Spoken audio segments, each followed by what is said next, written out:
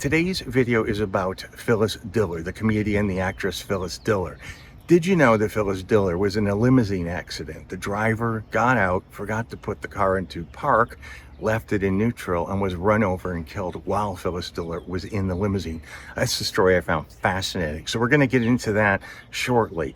As we're going to Phyllis Diller's house on Rockingham Drive in Brentwood, we're going to start at sunset and go westbound from the 405 freeway. So a little bit of driving. You'll see some places on the way to Phyllis Diller's house. Then we'll get into, literally, into Phyllis Diller's house, because I got in and that was really cool. Gretna Green, we just passed. That was Nicole's old street. Carmelina, go to the left there. That's where Marilyn's house was. If you turn right on Carmelina, that's where Betty White's house was. Marilyn's is still there. Betty White's is long gone. I took this photograph in April of 2026. Marilyn's last home, 5th Helena Drive, 12305. The only home she ever owned is the one she died in. The people who own the house next door bought Marilyn's property and got the legal permits to have it demolished. And shortly before that process was to begin, there was a legal fight with historians that are trying to make it into a historic landmark. The house has gone through major renovations, so it's not at all like it was when Marilyn lived there, but exterior-wise it is. So there's a big fight going on about that, and the people who own the house are, I think, rightly entitled to be angry about it, since they didn't do anything illegal. They just did something that I thought was kind of heartless, but if you have the money, I guess you could do whatever you want. Since then, the address of the house, they say, has been changed, although that legally I don't think that could happen, but they say they changed the address to 316 South Carmelina, the street that's at the end of the road. But as I said, I don't think they can legally do that. They may change the number, that's legal. The house is now monitored, or the exterior is monitored with cameras in every conceivable angle. They are monitored vigilantly by security guards, but remember, it's a public street. As long as you're not going up to, possibly trespass, it's a legal street. You have every right to be there if you want to, but I wouldn't get too close to the gate and touch the property. And also, with all the bamboo there, you wouldn't be able to see it anyway. And also, this road that we're on, Sunset, this was the low-speed car chase. When OJ came up from the 405 from Orange County, he exited at Sunset, and we're on the path that he took that day. And actually, the house we're going to is on Rockingham, which is the same street that OJ lived on, though on the other side of the street, Bristol on the right. That's where Joan Crawford's house was. I think, well, it's still there, I think, but it's heavily remodeled. Joan Crawford's famous home on Bristol Avenue was actually, you could still see part of it is legitimately still there. This is what one of those old movie star postcards looked like. This is a photograph I took myself in the 90s, I think, late 90s, early 2000s. And my friend Lindsay from IamNotAstalker.com took these photos. And I'm not sure what year she took them, but I'm sure it's more recent than mine. So there. This is what Joan's house, it's a famous house where she accepted the Oscar. This is what's left of it in Brentwood, 426 North Bristol Avenue.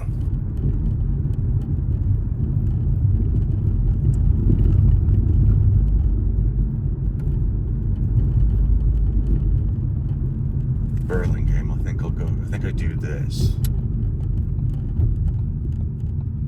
Because I think I have to go around to Rockingham, because it's an impossible left-hand turn. But you get a little peek at the neighborhood.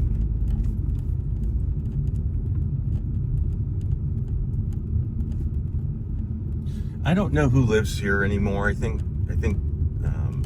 well, Michelle Pfeiffer lives around here somewhere. I think that Al Pacino lives around here somewhere, or Dustin Hoffman, one of the two.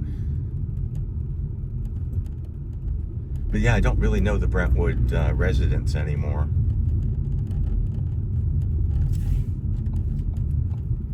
That's a big dog.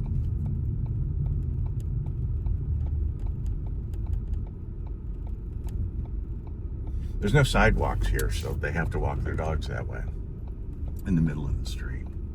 It's just what they have to do.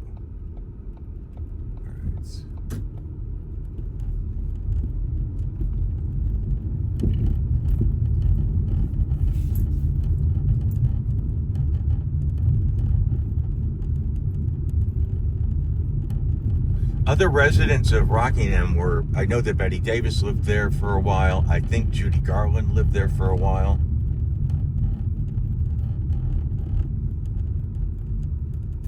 Oh, this is Rockingham, okay. And we're looking for 163.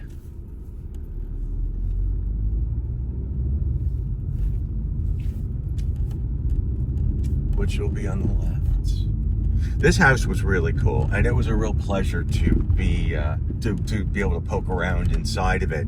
So we arranged to, I forget who it was that there was a gentleman who was so kind, and he said that Phyllis Diller will let you in her house if you want to buy one of her paintings, but you have to buy one of her paintings, but she wouldn't do it for just one person. So we got together like 6 people, I think. And this gosh, I wish I could remember your name, sorry. Steve and Jennifer Goldstein, I think Jane Osborne and Mark Masick were there.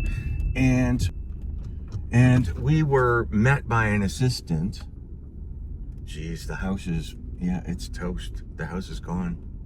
All right.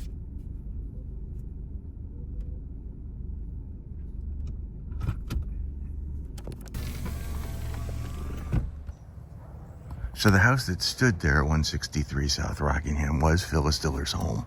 She bought the house in the 60s, and she died in the house on August 20th, 2012. And the house was destroyed not that long afterwards. Those might be the gates up there. They might have kept the gates. I saw it briefly in Roller Boogie, and I was really kind of surprised to see it, because Phyllis Diller would have had to participate in, agreed to it. All right.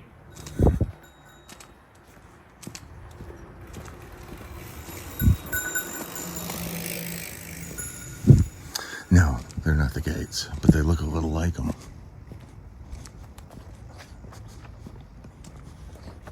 Gosh, they might. No, they sure look like them though. So Phyllis Diller, she attributed her success to a book, and this one called A Magic of Believing. And all the old timers, Claude Bristol, all the old timers like George Burns and Bob Hope, they all use this book. And it's, power of positive thinking, sort of, believing in yourself and saying things out loud and making them come true. Here's a bit of trivia. One of her trademarks is, along with her crazy hair, the cigarette holder. And contrary to what a lot of people might think, she never smoked. And I went for that 1929 flapper look.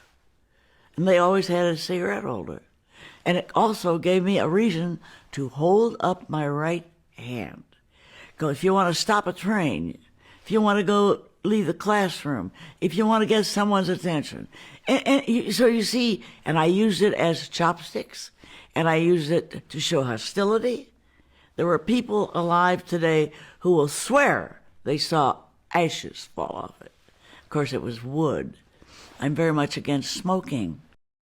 But inside the home was a yellow guest room called the Canary Suite, a telephone room called the John Wilkes booth. I remember the kitchen. The kitchen was red. That night she was having a dinner party, so she was able to see us for about, 5 minutes, honestly. But we were given about a half an hour to poke around the house. Her assistant said, yeah, go look around and see if there's something you like. And if you like it, bring it. And you'll pay cash. And then Madam will come downstairs and you'll speak for a little while. So she was having a dinner party that night. They were cooking, and she loved cooking, actually. There's a great story that she talks about, a joke that she used to play with people and their food. Or we have phony bugs that we'll stick on a salad. And in fact, he sometimes says he won't eat until he sees the cat.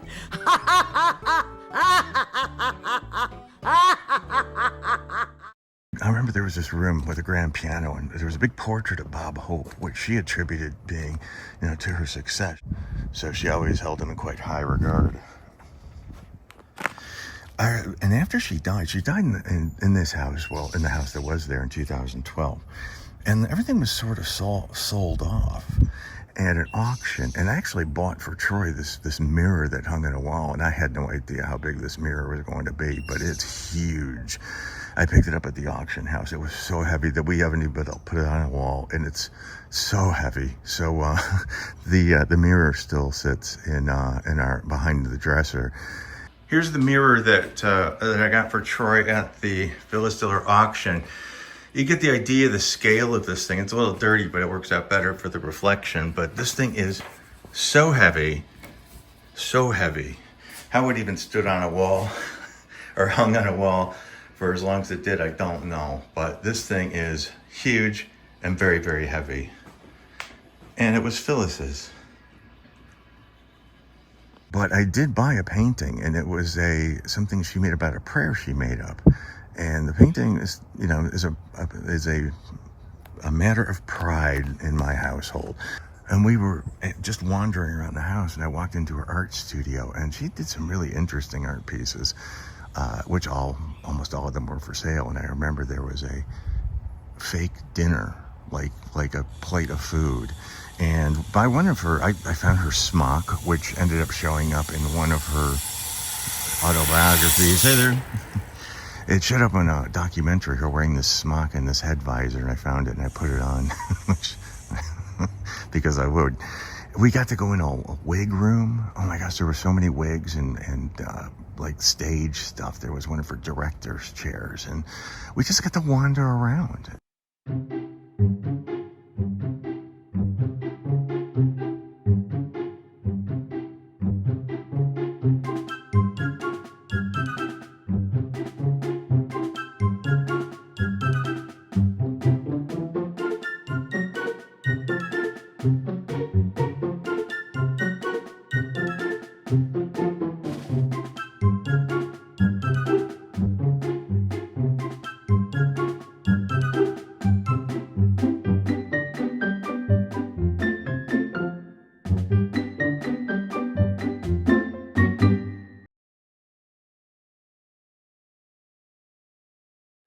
As I mentioned, we were able to wander anywhere we wanted. We weren't told any place was off limits. So I went into one room, and it was her office, her private office, with her desk and everything.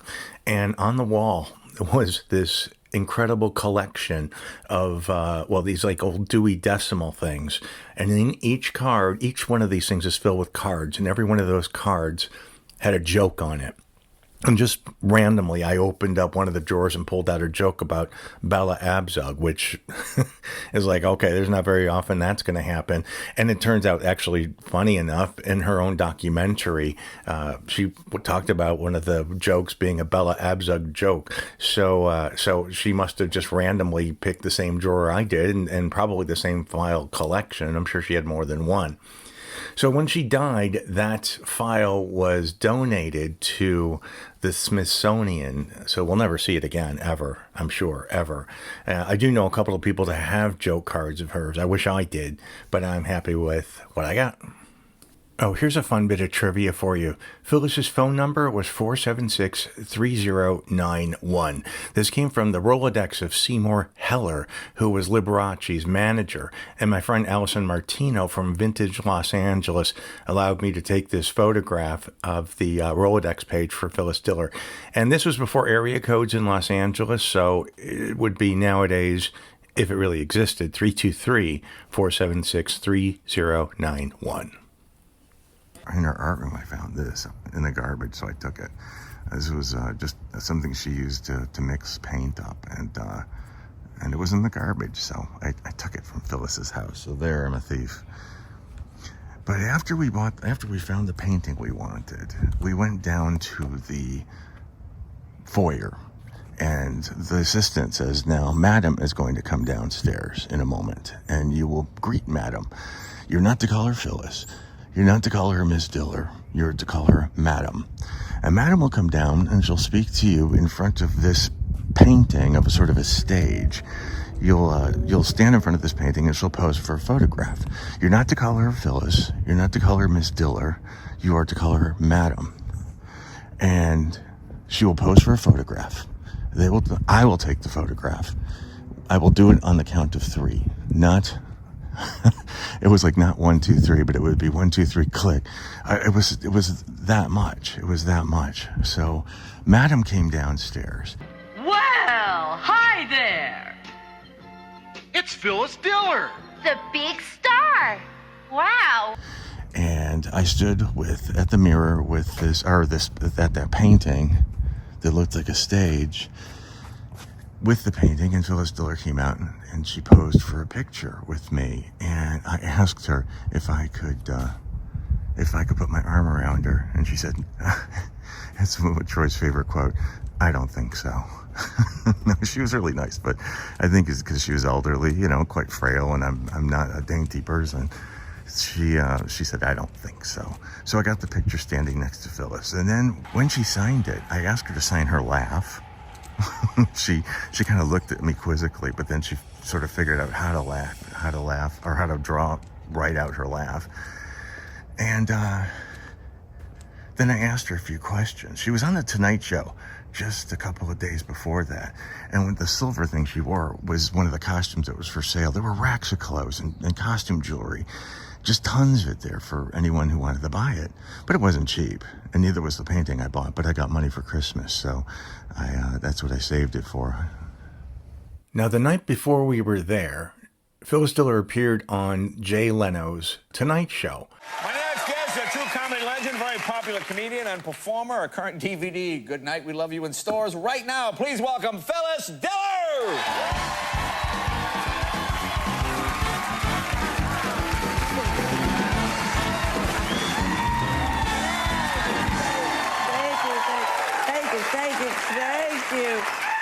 Thank you very, very much. You're looking at the world's largest baked potato. And the silver dress that she wore on the show was actually one of the pieces that was for sale. It was like, there it is on the rack, which was kind of funny. And in the foyer is a guest book, and you can see that Jay Leno signed it recently, and also Stephanie Powers for some reason. Maybe she was a guest on the show as well. But yes, the silver suit that she wore the night before was with a price tag the very next day. I said to her, "You rocked on the Tonight Show." And she said, "I what?" And I said, "You rocked." She goes, "Is that a good thing?" I said, "Yes, it's a very good thing." And then I asked her, "Do you do your own jokes?" And she said, "Yes." And I said, "So you wrote every joke you've ever told?" And she said, "Yes." I said, "Even the pork chop joke?" And the pork chop joke is one of my favorites. I was so ugly when I was a kid, and my mother had to tie a pork chop around my neck to get the dogs to play with me. And she goes, yeah, I wrote that joke. And she said, "That's the power of a good joke. It gets repeated and repeated." When she signed my painting, she said to me, "This is my mantra. I say it every day." Some of the Phyllis Diller lines, I love her jokes. My own Ouija board told me to go to hell. One of them. We have a ring around the tub that you could set a drink on. Another weird bit of trivia. Phyllis Diller was one of the many guests at Joanne Carson's Halloween party in 1988 when Truman Capote's ashes were stolen. The ashes were returned a few days later anonymously, and Truman was given a proper interment at Westwood Cemetery, where Joanne Carson is now inurned. My favorite room is the kitchen, the Scarlet Scullery. I had to do something. I was so wrinkled, I could screw my hats on. That's when she was talking about her plastic surgery. She was always very open about her plastic surgery. And she even published a couple of pictures without any makeup on. And that was quite brave. And my whole life has been like the 6th day of a 5-day deodorant pad. His wrists are so limp, his self-winding watch stopped 3 years ago. God bless Phyllis Diller. She lived in the house back there. I have the photographs of, obviously. That freak accident that I mentioned earlier occurred in May of 2001, and Phyllis Diller was performing in Canada, in Ontario, and the driver of the limousine she was in, Patricia Marcella, she was of Brentwood, Ontario.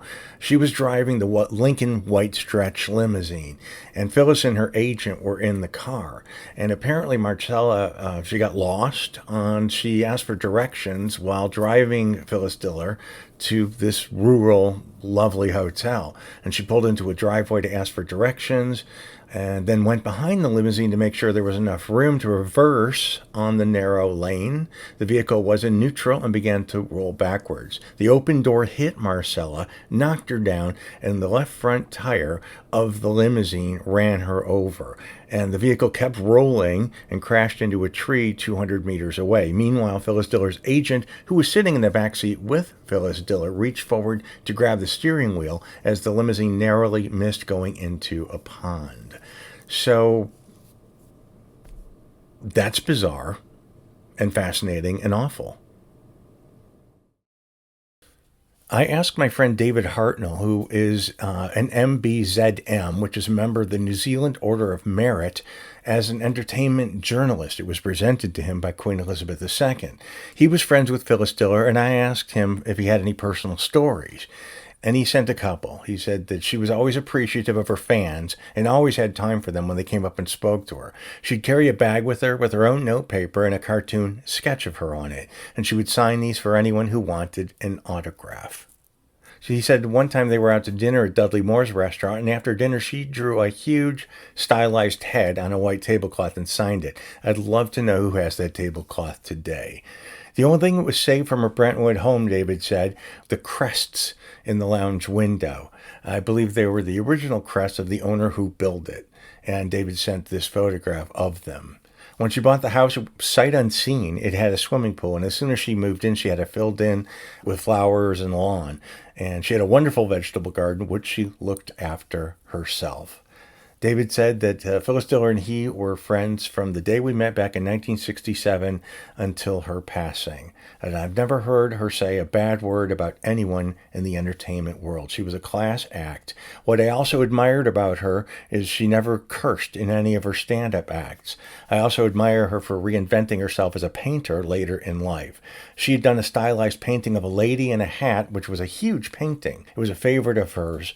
About 4 years before she passed, as a special surprise, she had painted a similar one, which proudly hangs in our lounge room. Thank you, David, and much love to you and Samboon.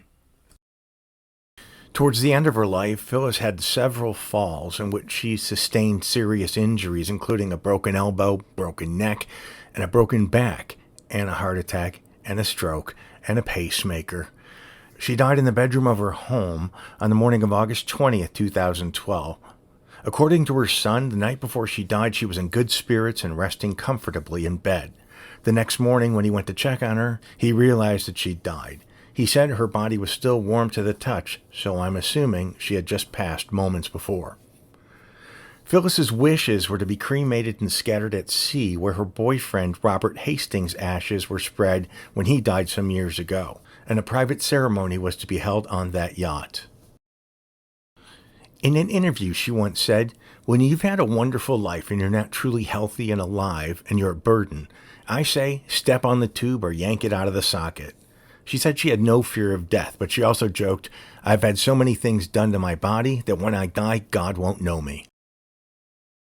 These two stills are from an episode of Night Gallery that was filmed in 1971 called Pamela's Voice. So these are not real photographs of Phyllis deceased.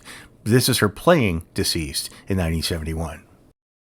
So thank you, Phyllis Diller, for all the fun and laughs you've given us over the years. And thank you all for watching. I appreciate your time. I appreciate your attention. And until next time. Thank you, thank you, thank you! You heard me.